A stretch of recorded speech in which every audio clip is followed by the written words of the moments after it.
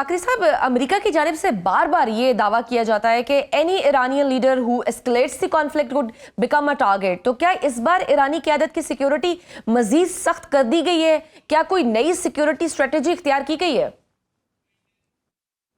I don't know कि इन्होंने नया सिक्योरिटी स्ट्रेटजी किस तरह अपना रहे हैं, लेकिन ये याद रहे खामनेई साहब की शहादत भी सिक्योरिटी इंटेलिजेंस या सिक्योरिटी गारंटीज के लैक होने की वजह से नहीं हुआ। ये तो बाकायदा अपने ऑफिस में बैठ के अपने घर पे, जो सबको पता है इनका घर कहाँ पे, ऑफिस कहाँ पे, वो तो रोजमर्रा काम कर रहे थे।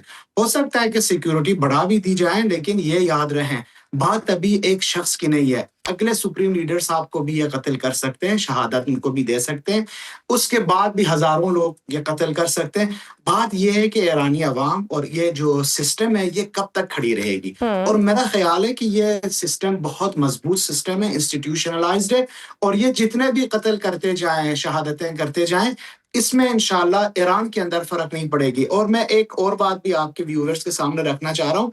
जिस तरह मैं चीजों को देख रहा हूँ ईरान के अंदर, मुझे उम्मीद है ये जंग अमेरिका की आखिरी जंग होगी मशरक वस्ता में, और ट्रम्प साहब की जो आखिरी मुहिम जुई है ये साबित होगी। मैं आपको बता दूं कि अमेरिका को इस जंग में बहुत जिलालत के साथ शिकस्त होगी।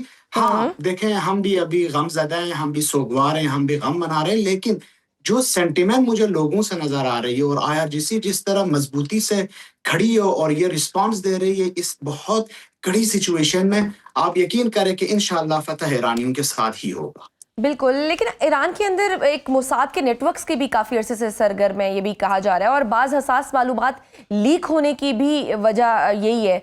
क्या वाकई हालिया दिनों में ईरानी सिक्योरिटी फोर्सेस ने कुछ अफराद या जासूसों को गिरफ्तार किया है? क्योंकि खबरें तो ये भी चल रही है कि सीनियर एहलकारों को भी शक की बुनियाद पर हिरासत में ले लिया गया है।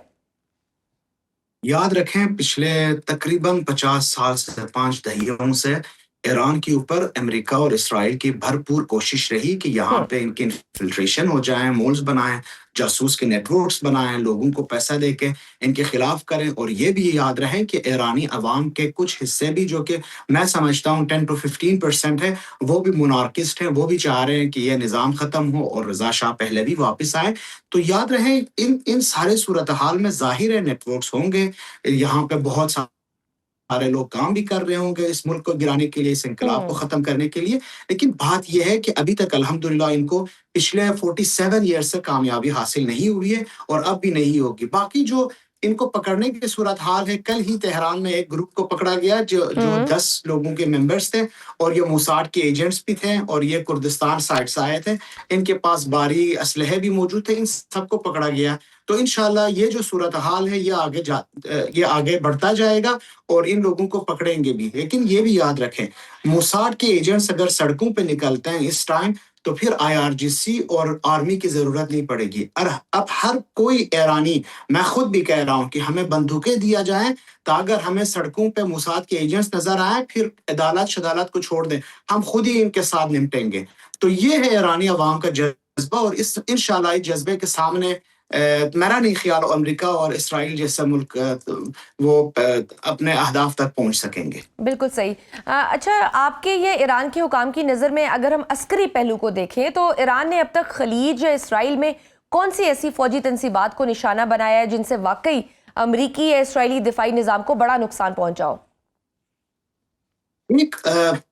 आप खुद देख लें कि कितना बेरहमी के साथ ये लोग मार रहे हैं, लेकिन उससे ज्यादा बेरहमी, उससे ज्यादा मैं समझता हूँ एट्रोसिटी ये है कि ये अपने साइड पे बिल्कुल सेंसरशिप लगा के बैठे हुए। ईरानी हुकाम के मुताबिक सिर्फ दुबई के अंदर इनकी मिसाइल और ड्रोन अटैक से 90 अमेरिकन सोल्जर्स मारे गए।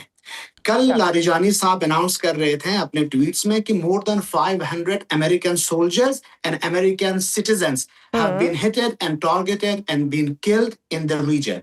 लेकिन ये कोई खबर लेकर सामने नहीं ले आ रहे। साथ में जितना भी इनके ऊपर हैफा के अंदर, ये खुद कह रहे हैं तकरीबन 20 to 25% इनकी पेनेट्रेशन रेट है ईरानी मिसाइलों की, लेकिन कोई खबर लीक होने नहीं दे रहे हैं, کوئی تصاویر لیک ہونے نہیں دے رہے ہیں, اور جو لوگ تصاویر کھینچتے ہیں ان کے اوپر بہت بھاری قسم کے جرمانہ لگا رہے ہیں.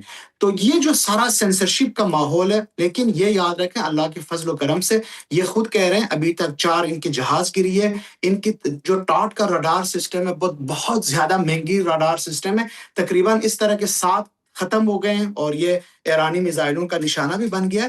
میں آپ کو کل جو وزیر جنگ ان کا جو وار ڈیفینس منسٹر ہے پیٹ ہیگزٹ کے انٹرویو میں سن رہا تھا, وہ کہہ رہے تھے, ان کا میں پڑھتا ہوں کہ اب گریوٹی بمبوں کی طرف ہم جا رہے ہیں, تو اس کا مطلب یہ کہ جو درست نشانہ بنانے والی ہتھیار ہے وہ کم ہوتی جا رہی ہے. آپ یاد رکھیں ایرانی دن میں 100 میزائل داغتے ہیں اور 100 میزائل بناتے ہیں. بالکل, تو ساتھ میں یہ بھی بتا دیجئے کہ امریکی بحری بیڑے کو نشانہ بنانے کی بھی تو اطلاعات آئی تھی, اس کی مصدقہ تفصیلات کیا ہیں؟ کیا ایران کے حملے میں وہ کس حد تک ڈیمیج ہوا ہے؟ ایرانی میڈیا کے مطابق اور RGC اسپوک پرسن کے مطابق امریکی بیڑے جو بحری بیڑے تھے ابراہیم لنکن کے اوپر 7 بیلسٹک میزائلوں کے ساتھ اٹیک ہوا ہے, اور یہ جو بحری بیڑا ہے یہ جو 780 کلومیٹر فاصلے پہ چابہار کے فاصلے پہ تھے یہ پیچھے ہٹ گئے ہیں.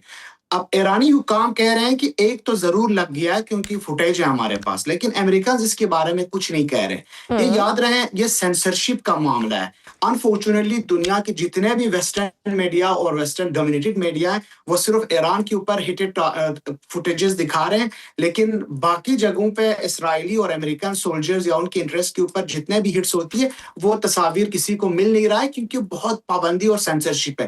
لیکن الحمدللہ یہ کنفرمیشن ہے کہ ان کی شپ کے اوپر بھی لگی ہے, ان کی بہت انسٹالیشنز کے اوپر بھی ایرانی میزائل. یہ تو خیر امریکی فوجی قیادت خود بھی اعتراف کر رہی ہے کہ شاہد drones are becoming a serious challenge for US air defences, مگر عالمی میڈیا پر یہ رپورٹ بھی کیا جا رہا ہے کہ دونوں اطراف سے ہی, لیکن خصوصاً ایران کے پاس میزائل اور ڈرونز کا ذخیرہ انتہائی کم رہ گیا ہے اور مزید لمبی جنگ ایران کے لیے مشکل ہوگی.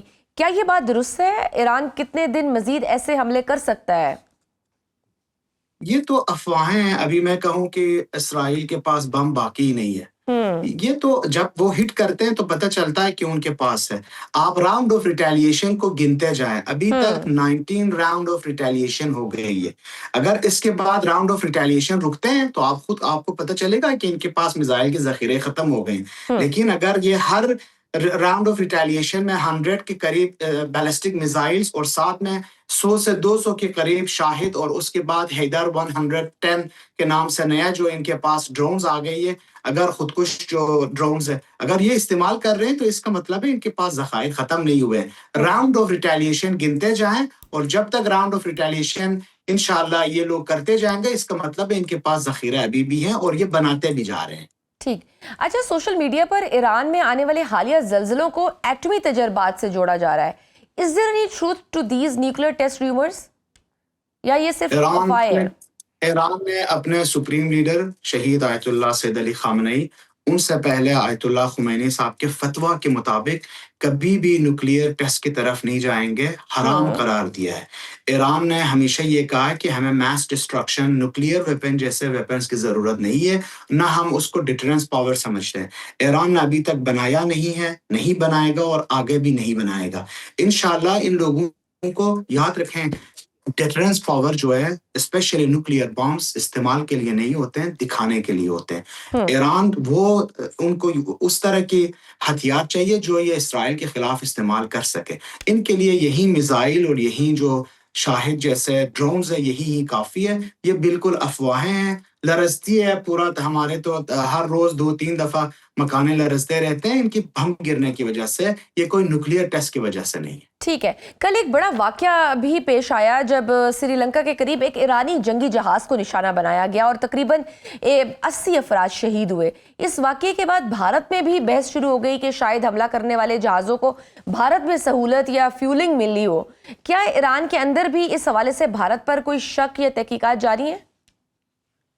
اس کے اوپر بات چیت ہو رہی ہے, لیکن امریکن نے خود انہوں نے اناؤنس کیا کہ ان کے آبدوزوں نے ٹورپیڈوز مارنے کی وجہ سے دنا کے جو ان کا وارشپ تھا وہ مکمل طور پہ ناکارہ ہو کے غرق بھی ہو گیا ہے. تو جب اناؤنس امریکن کر رہے ہیں, اپنے آبدوزوں کے نام بھی لے رہے ہیں اور ٹورپیڈوز کی قسم بھی بتا رہے ہیں, تو اس کے بعد شاید تحقیقات کے لیے اتنی فرصت باقی نہ رہیں. لیکن یہ یاد رہیں چاہے یہ انڈیا ہو, چاہے یہ افغانستان, چاہے یہ سعودی عرب ہو, کوئی بھی ملک ہو, ایران کے اوپر اگر یہ فیسیلیٹیٹ کرتے ہیں کسی بھی اٹیک کے اوپر تو ایرانی یہ نہیں دیکھتے ہیں کہ یہ کون ہے اور کہاں سے بلونگ کرتا ہے, یہ ان کے اوپر ضرور ہٹ کریں گے. فی الحال میرے پاس جو ابھی تک انفارمیشن ہے اور میں چیزیں چیک بھی کر رہا ہوں ڈفرینٹ چینل سے, امریکن آبدوزوں نے ٹورپیڈوز یوز کر دے دنا کی جو وارشپ ہے اس کو ہٹ کیا ہے.